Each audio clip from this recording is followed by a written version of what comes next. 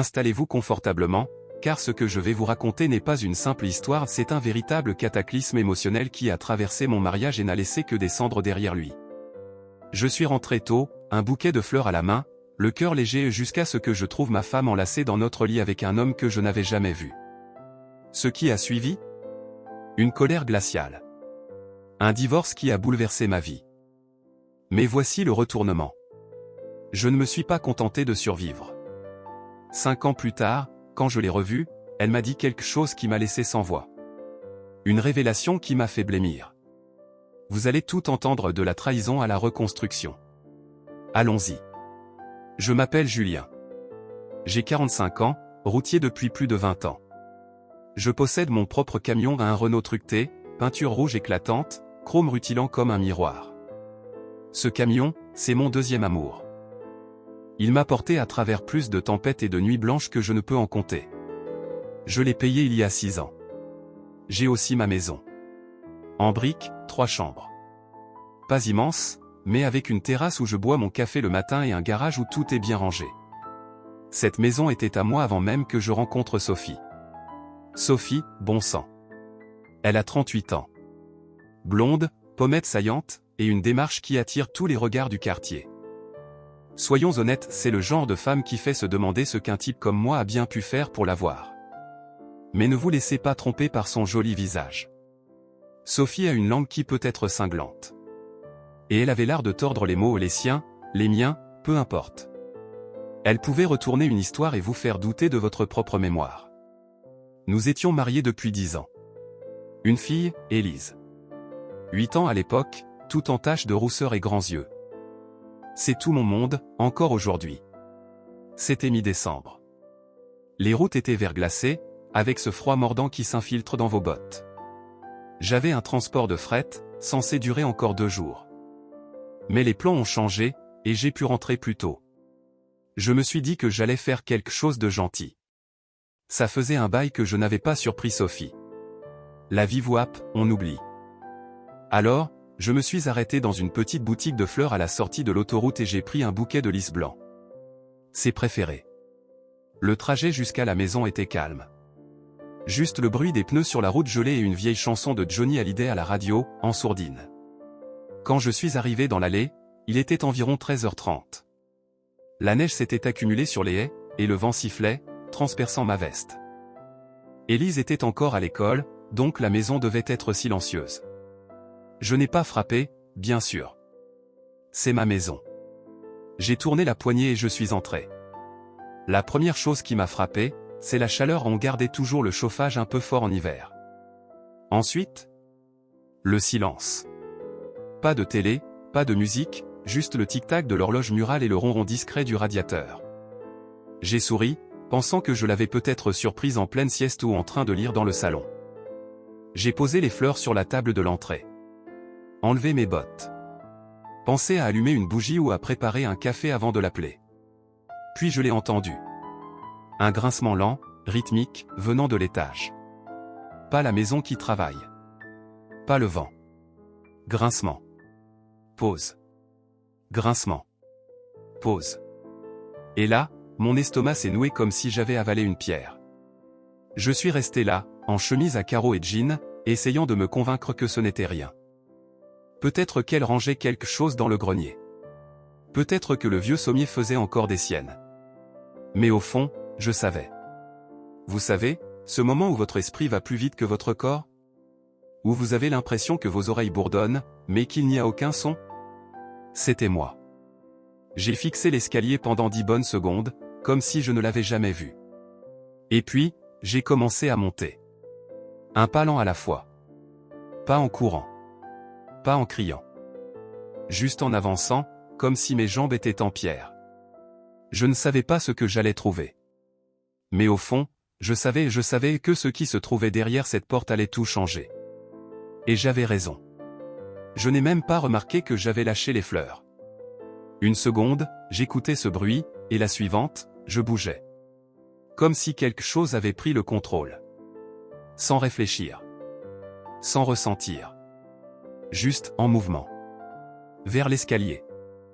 Je me souviens que le couloir était sombre, mais le soleil de l'après-midi filtrait par la fenêtre au bout, projetant l'ombre de la porte de notre chambre. Je ne l'ai pas défoncée. Je n'ai pas crié. J'ai tourné la poignée et ouvert doucement. Et ils étaient là. Sophie et un type que je ne connaissais pas enlacés dans notre lit, mon lit. Mes draps, ma tête de lit, mon matelas. Tout ça m'a frappé comme un coup de poing invisible. Tout s'est arrêté une seconde. Sophie a hurlé. Un cri aigu, paniqué, comme si elle n'y croyait pas elle-même. Le type maigre, cheveux bruns, la trentaine peut-être s'est figé, les yeux écarquillés, comme un cerf devant un camion. Mon camion. Pendant un instant, on s'est tous regardés. Personne ne bougeait. Personne ne respirait. Puis j'ai vu ses affaires, son jean sur la chaise. Sa veste, ses chaussures, son portefeuille sur la table de nuit, comme s'il vivait là. Ça a déclenché quelque chose. Sans un mot, j'ai traversé la pièce, attrapé tout ça avec des poignées de tissu et de cuir, la ceinture encore dans le pantalon. J'ai redescendu l'escalier, ouvert la porte d'entrée et tout jeté dans la neige. Peu importe où ça atterrissait. Peu importe s'il courait après. Puis je suis remonté. Sophie s'était enroulée dans le drap et était assise au bord du lit, en pleurs. De grosses larmes de crocodile coulaient déjà, traînant son mascara en 2 traînées noires. Julien, attends, s'il te plaît, je peux expliquer. Mais je n'écoutais pas. Je suis allé directement au placard. J'ai tiré la porte coulissante si fort qu'elle a claqué contre le cadre. J'ai commencé à prendre ses vêtements, une poignée à la fois. Robe, pull, jean, tout ce que je pouvais attraper. Certains, je les ai arrachés des cintres. Je suis retourné dans le couloir, j'ai ouvert la fenêtre au-dessus de l'escalier et j'ai commencé à tout jeter dehors. Les chemises ont flotté dans la neige. Les écharpes se sont emmêlées dans les branches nues de l'érable. Je suis retourné en chercher d'autres. Elle pleurait toujours. Suppliait toujours. S'il te plaît, ne fais pas ça. S'il te plaît, Julien, arrête. Je n'ai pas répondu. Je n'ai pas crié. Mon corps était calme, froid, mécanique. Je ne ressentais pas de la colère, pas comme on l'imagine. Je me sentais vide. Comme si la partie de moi capable de réagir avait déjà quitté la pièce. Encore des vêtements. Son vanity. Son sèche-cheveux. Son fer à friser. Par la fenêtre. Certains ont heurté le toit de la terrasse et glissé. D'autres ont atterri dans la neige avec un bruit sourd. Je me souviens avoir vu ses bottes rebondir sur les marches et disparaître dans un tas de neige. Le type, l'inconnu, n'a rien dit. Il a juste attrapé le téléphone que j'avais manqué sur la table de nuit et il a couru. Pieds nus, sans vêtements. Il a descendu l'escalier, traversé la porte d'entrée, ramassé ses affaires, s'est habillé rapidement et a filé je ne sais où. Peu m'importait où il allait. Je ne voulais plus voir son visage. Sophie m'a suivi 1 minute plus tard, toujours enroulée dans ce drap. Ses jambes tremblaient. Sa voix se brisait. Elle répétait des choses comme « c'était une erreur » et « ça ne voulait rien dire ». À un moment, elle s'est mise à genoux dans le couloir et a essayé de prendre ma main. Je l'ai retirée comme si elle brûlait. C'est là qu'elle s'est mise à crier. Pas des mots. Juste ces sons gutturaux, terribles, que je n'oublierai jamais. Ce n'était pas comme si elle était bouleversée d'avoir été prise sur le fait. C'était comme si son monde s'effondrait et qu'elle ne savait pas comment l'arrêter. Je n'ai rien dit. Je suis remonté une dernière fois. J'ai pris son manteau. Son sac. Son chargeur de téléphone sur la table de nuit. Je les ai laissés au sommet de l'escalier. Elle les a ramassés en sanglotant, essayant toujours de dire quelque chose. De s'expliquer. Mais je ne lui ai pas donné la dignité d'une conversation. Elle n'a plus dit un mot après avoir franchi la porte d'entrée. Sophie s'est arrêtée un instant, les cheveux en bataille, le manteau à peine fermé, fixant la terrasse couverte de neige où ses affaires étaient éparpillées. Je n'ai rien dit non plus. Je suis resté dans l'embrasure, bras croisés, à attendre qu'elle bouge. Finalement, elle s'est penchée, lentement, comme si ses membres étaient en bois. Elle a commencé à ramasser des poignées de vêtements et à les fourrer dans un sac, marmonnant pour elle-même. Je l'entendais renifler entre 2 respirations saccadées. « Prends tes affaires », ai-je dit. « Toutes ». Elle a levé les yeux, clignant rapidement, la bouche ouverte comme si elle voulait dire quelque chose, mais rien n'est sorti. Puis elle s'est redressée, tremblante, et a disparu derrière la maison. Je me suis dit qu'elle allait récupérer ce que j'avais jeté par la fenêtre de l'étage. Au bout d'une vingtaine de minutes, elle était de retour devant la porte, avec ses clés de voiture dans une main et son sac dans l'autre. Elle a enfin parlé. « Je vais chez Claire », a-t-elle dit doucement. « Juste pour m'installer, et ensuite, j'irai chercher Élise à l'école. » J'ai hoché la tête une fois. Sans un mot. Sans la regarder. Elle a hésité, comme si elle attendait quelque chose ou une réponse, peut-être même un pardon, mais je n'avais plus rien à offrir. Elle a fermé la porte derrière elle, et je l'ai regardée depuis la fenêtre alors que sa voiture reculait dans l'allée, les pneus glissant un peu sur la glace avant de trouver prise. Une fois qu'elle fut partie, la maison semblait une église après le départ des fidèles. Silencieuse. Figée.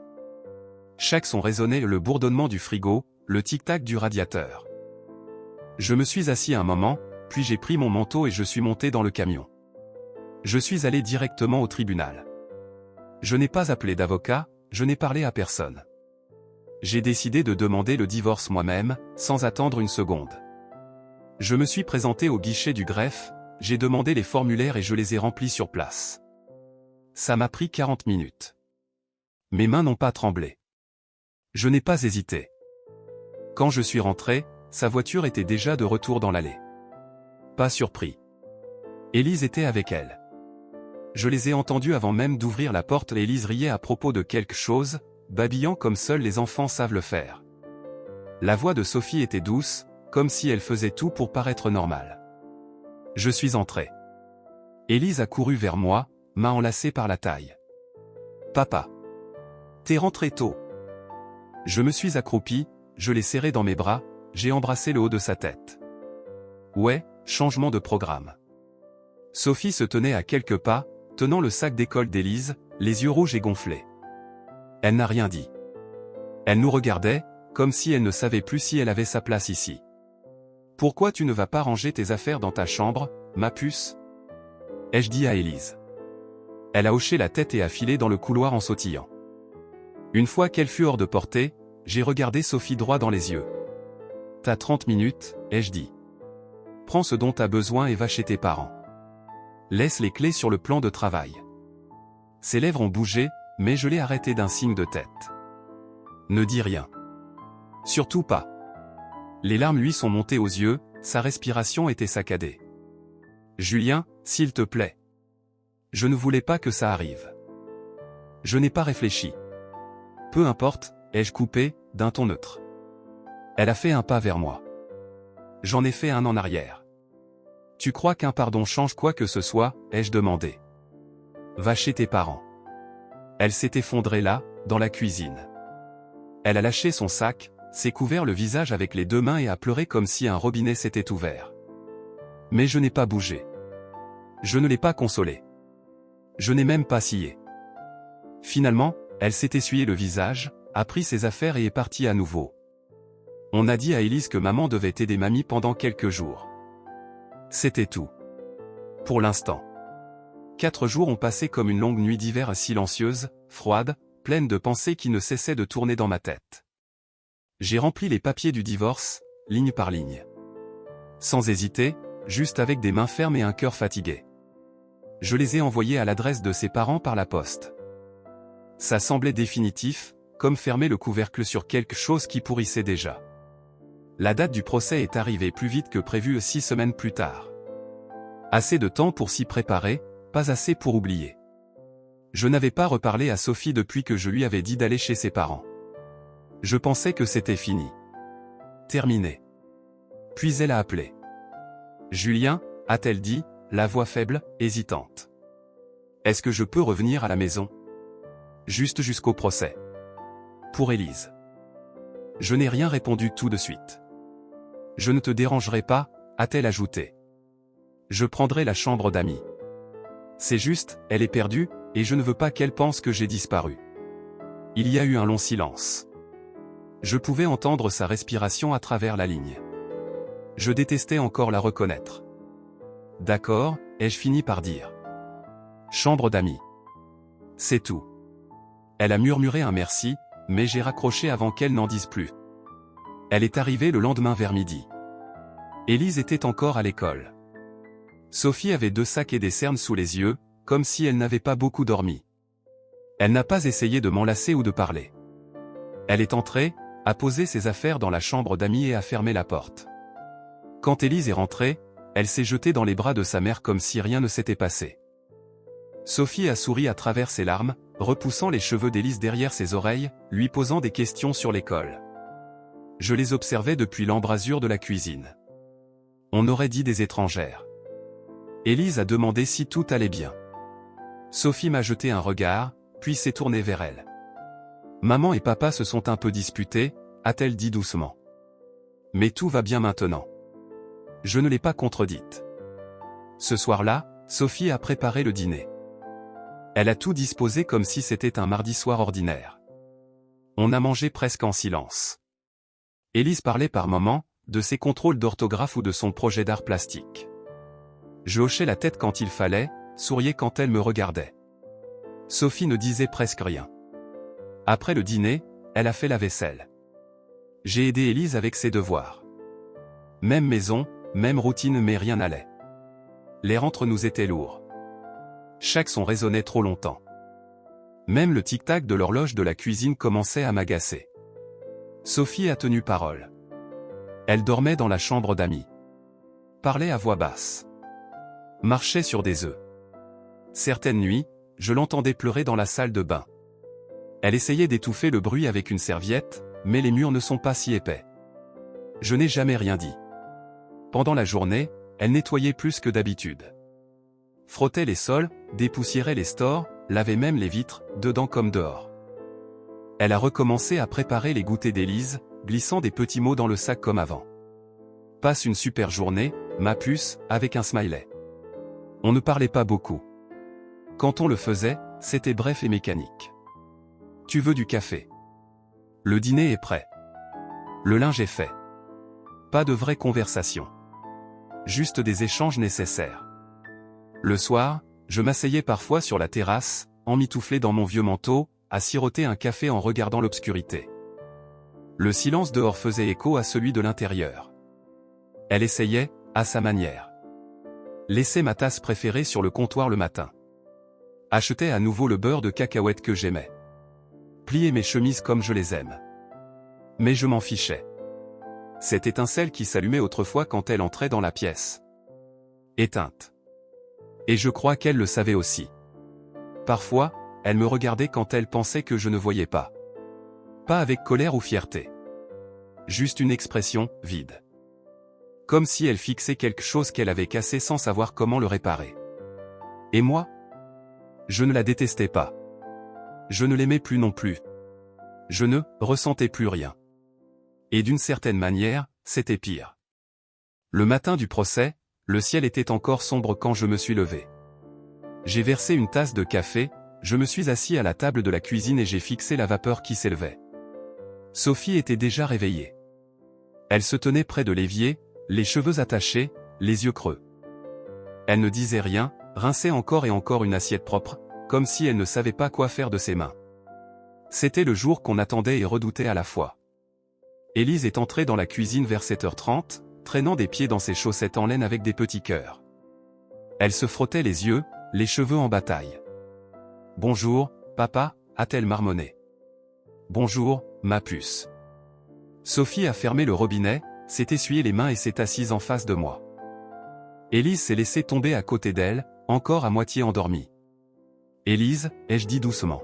« Il faut qu'on te parle de quelque chose. » Elle m'a regardé, puis a regardé Sophie, son petit front déjà plissé. « Je suis en problème ? » ?»« Non, ma chérie. »« Pas du tout, » a dit Sophie, la voix tremblante. « Ce n'est pas à propos de toi. C'est à propos de maman et papa. » J'ai pris une inspiration, gardant ma voix stable. « Tu as sûrement remarqué qu'on n'est plus comme avant ces derniers temps. Et on ne voulait pas continuer à te perturber ou faire semblant que tout va bien alors que ce n'est pas le cas. » Ses yeux étaient grands ouverts maintenant. Bien réveillés. Elle a ramené ses genoux contre elle sur la chaise, les serrant fort. « On ne va plus être mariés, ai-je dit. » C'était dit. En plein jour. Comme lâcher une pierre sur un lac gelé et regarder les fissures se propager. Elle n'a rien dit pendant une seconde. Elle nous a juste fixés, clignant des yeux comme si elle n'avait pas bien entendu. Puis son visage s'est effondré. Non, a-t-elle dit, la voix brisée. Non, je ne veux pas ça. Sophie a tendu la main vers elle. Élise l'a repoussée. Pourquoi, a-t-elle demandé. Pourquoi vous ne pouvez pas arrêter de vous disputer? On a essayé, ma chérie, a murmuré Sophie. Mais parfois, les gens ne peuvent pas rester ensemble. Elle a secoué la tête, des larmes roulant sur ses joues. Mais on est une famille. J'ai dégluti péniblement. Ma voix a failli se briser, mais je me suis retenu. On l'est toujours, ai-je dit. On le sera toujours. Tu es la chose la plus importante pour nous deux. Ça ne change pas. Elle s'est essuyé le nez sur sa manche. Est-ce que maman a fait quelque chose de mal? Ça m'a figé. J'ai regardé Sophie. Ses mains étaient crispées sur ses genoux. Elle a fixé la table un long moment, puis a levé les yeux vers Élise.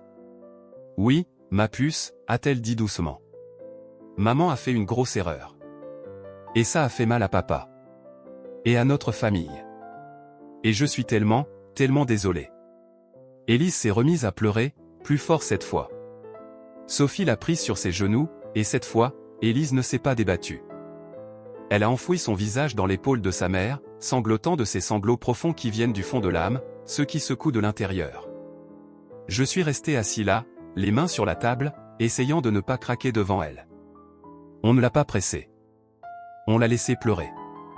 Au bout d'un moment, elle s'est calmée. Sa respiration s'est stabilisée. On n'a pas eu besoin d'en dire plus après ça. La vérité avait été dite. Et même si ça faisait un mal de chien, ça semblait aussi le début de quelque chose d'honnête. Au moins pour elle. On a pris le petit déjeuner presque en silence. À 9h30, on était prêt à partir. Sophie avait préparé un petit sac pour Élise. On avait arrangé qu'elle reste chez ses grands-parents pendant qu'on allait au tribunal. Ils vivaient à une vingtaine de minutes, dans une petite maison dans une rue calme avec un grand jardin. Élise adorait y aller. Le trajet en voiture était silencieux. Élise regardait par la fenêtre, son doudou lapin serré dans les bras. Sophie était assise à côté d'elle à l'arrière. Je gardais les deux mains sur le volant, les yeux sur la route. Quand on est arrivé chez ses grands-parents, Élise n'a pas bougé tout de suite. Je me suis retourné sur mon siège. Je t'aime, ma grande, ai-je dit. Peu importe ce qui arrive. Elle m'a regardé, les yeux encore rouges et gonflés. Je t'aime aussi. Sophie l'a serré longuement, lui a murmuré quelque chose à l'oreille. Puis on l'a regardé monter les marches. Sa grand-mère a ouvert la porte, l'a prise dans ses bras et l'a fait entrer. Sophie et moi sommes restés dans la voiture quelques secondes après ça. Puis j'ai démarré le moteur. Et on est parti au tribunal. Le tribunal était plus froid que ce à quoi je m'attendais, tant en température qu'en ambiance. Sophie et moi n'avons presque pas échangé un mot pendant le trajet. Juste assis en silence pendant que le chauffage bourdonnait et les essuie-glaces grinçaient doucement. On est arrivé en avance. Je voulais être prêt. J'avais mis mon plus beau jean, une chemise bien repassée, des bottes propres. Je ne voulais pas avoir l'air d'un routier fatigué incapable de s'occuper d'un enfant. Sophie portait une robe noire, les cheveux tirés en arrière. On aurait dit quelqu'un qui se rend à un entretien d'embauche. Et d'une certaine manière, c'était le cas. Ce n'était pas comme dans les films, avec des avocats qui s'égosillent dans une salle d'audience. C'était une audience discrète dans une pièce banale, avec un juge qui semblait avoir entendu 1000 histoires comme la nôtre et savait comment elle finissait. L'argument de Sophie était qu'elle avait toujours été la principale personne s'occupant d'Élise. Qu'elle était plus souvent à la maison. Qu'elle gérait les trajets à l'école, les rendez-vous médicaux, les repas, les routines. Et elle n'avait pas tort, elle avait fait tout ça. Mais moi, j'avais la maison. J'avais un revenu stable. Je n'étais pas un salaire à temps partiel ou un visiteur du week-end. J'avais planifié. Épargné. Payé mes dettes. Et surtout, je restais là pas à courir partout, pas incertain de mon prochain point de chute. Quand le juge a posé des questions sur nos situations de logement, j'ai dit la vérité. La maison était à moi avant qu'on se marie. Je l'avais achetée 5 ans avant de rencontrer Sophie. Payé chaque mensualité, chaque réparation, chaque amélioration. Ce n'était pas juste une maison, c'était le refuge d'Élise, son point d'ancrage. Sa chambre, ses dessins scotchés sur le frigo, les marques de croissance au crayon dans l'encadrement de la porte du cellier. Sophie a dit qu'elle trouverait un nouvel endroit, quelque chose de stable, mais le juge n'a pas semblé convaincu par des promesses qui n'étaient pas encore réalisées. Les mots sur le papier ne pèsent pas aussi lourd que des racines dans le sol. Il a posé des questions sur le travail, les horaires, la flexibilité. J'ai dit que je ne prenais plus la route. Et j'ai partagé mes projets pour l'avenir. J'aurai un employé qui conduira pour moi, et je gérerai les commandes et les finances. L'emploi du temps est flexible. La voix de Sophie s'est crispée quand elle a parlé. Elle a dit qu'elle méritait une chance de se reconstruire, qu'Élise avait besoin de sa mère. Encore une fois, elle n'avait pas tort. Je n'ai jamais dit qu'elle n'aimait pas Élise. Mais l'amour ne gagne pas toujours au tribunal, la structure, si. Quand est venu le moment de la décision, le juge a pris quelques instants pour tout examiner. Ça a semblé durer 1 heure, même si c'était probablement 5 minutes. Puis il a parlé. Élise vivrait avec moi à temps plein. Sophie pourrait la voir 2 fois par semaine et pendant les vacances. C'était la décision. Sophie a cligné des yeux plusieurs fois, mais n'a pas discuté. Elle a hoché la tête, les yeux humides, la mâchoire serrée. Je voyais que ça l'avait touchée durement. Pour les biens, le juge a aussi tranché. La maison restait à moi. Pas de débat là-dessus. Mais tout ce qu'on avait accumulé ensemble, économie, meubles, compte joint, quelques petits investissements devaient être partagés équitablement. C'était juste. Je n'ai pas contesté. Sophie a eu sa moitié. Je l'ai payé en liquide, directement depuis l'épargne que j'avais constituée pendant des années. Ça faisait mal de voir cet argent disparaître, mais je ne voulais pas prolonger l'affaire. Elle a signé les papiers d'une main tremblante. Moi aussi. Et c'était fini. 10 ans, terminé avec 2 signatures. On est sorti sur le parking, le vent coupant comme une lame. Sophie s'est arrêtée un instant, fixant son téléphone comme s'il avait des réponses. J'ai glissé le dossier sous mon bras et regardé vers le camion. « Dis-moi si tu as besoin de quelque chose pour Élise, » ai-je dit, sans méchanceté. Elle a levé les yeux, hoché la tête une fois, mais n'a rien dit. On est rentré chercher Élise. Sophie était silencieuse tout le trajet. Je l'ai déposée chez ses parents, et elle a dit au revoir à Élise dans l'allée. Élise n'a pas pleuré, elle a juste demandé si maman viendrait dîner un jour. Sophie a promis qu'elle viendrait, sans dire quand. Ce soir-là, après qu'Élise s'est couchée, je me suis assis seul à la table de la cuisine avec les documents devant moi. Jugement de divorce. Accord de garde. Partage des biens. La maison était toujours à moi. Mon nom sur l'acte. Mon camion garé dehors. Ma fille dans sa chambre au bout du couloir. Mais ça ne ressemblait pas à une victoire. Juste à une survie. Quand la poussière est retombée, la vraie vie est revenue en force. Vite. J'ai pris une décision tôt, je ne retournerai pas sur la route. Élise avait besoin de moi à la maison. C'était tout l'enjeu. Ça n'avait pas de sens de se battre pour la garde pour ensuite disparaître dans une autre région chaque semaine. Alors, j'ai tenté le coup. J'ai donné les clés de mon camion à mon vieux pote Thierry. J'avais confiance en lui. On faisait des trajets ensemble avant qu'il ne passe au travail en entrepôt. Je lui ai dit qu'il pouvait prendre les longues distances, garder le camion en mouvement, et qu'on partagerait tout 50-50. Il conduirait. Je m'occuperais de l'entretien, des papiers, des réservations et de la répartition. Ce n'était pas facile au début. Les revenus ont chuté. Il y a eu des semaines où je devais passer des coups de fil juste pour trouver une cargaison qui payait assez pour couvrir le carburant tout en laissant quelque chose dans nos poches. Mais on a fait marcher l'affaire. Je me levais tôt, préparais Élise pour l'école, faisais son déjeuner, tressais ses cheveux comme elle aimait, pas parfait, mais correct. Puis je passais la journée au téléphone, à programmer des trajets, gérer les permis, vérifier avec Thierry sur la route. Après l'école, Élise rentrait, enlevait ses chaussures, posait son sac et allait directement à la table de la cuisine pour dessiner. 2 ans plus tard, les choses ont commencé à s'améliorer.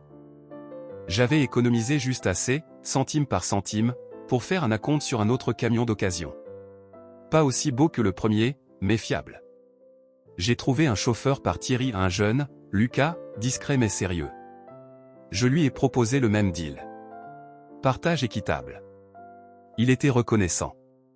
J'étais prudent. Ça a marché. 1 an après, j'en ai pris un 3e. Puis un 4e. 4 ans après le divorce, j'ai 5 camions sous ma gestion. 5 chauffeurs en qui j'ai confiance, chacun sur des trajets différents. Je gère la répartition, coordonne les itinéraires, traite avec les courtiers. Je suis toujours à la maison pour le dîner. J'ai maintenant un petit bureau dans le garage. Avant, c'était l'endroit où je stockais les pneus et les outils, mais je l'ai aménagé. J'ai mis un bureau, un ordinateur d'occasion, une cafetière. J'ai accroché des tableaux blancs avec les plannings de chargement et les registres de kilométrage. Élise m'a aidé à peindre les murs en gris bleu clair et a même fait une pancarte, dispatch de Julien, QG des guerriers de la route. Elle grandit vite. Presque 13 ans maintenant. Plus grande que je ne l'imaginais, tout en bras et jambes et cheveux rebelles qu'elle ne veut jamais brosser. Elle est toujours passionnée par le dessin. Plus sérieusement maintenant. Des carnets à croquis traînent partout dans la maison. Elle dessine tous les gens dans le parc, les oiseaux sur les fils électriques, parfois même mes camions quand elle pense que je ne regarde pas. Ses profs disent qu'elle a un don. Je les crois. Elle ne parle pas beaucoup de sa mère. Sophie venait régulièrement au début, comme le tribunal l'avait décidé. Puis l'argent a commencé à manquer, elle a dû travailler pour subvenir à ses besoins. Le temps s'est raréfié, et les visites se sont espacées.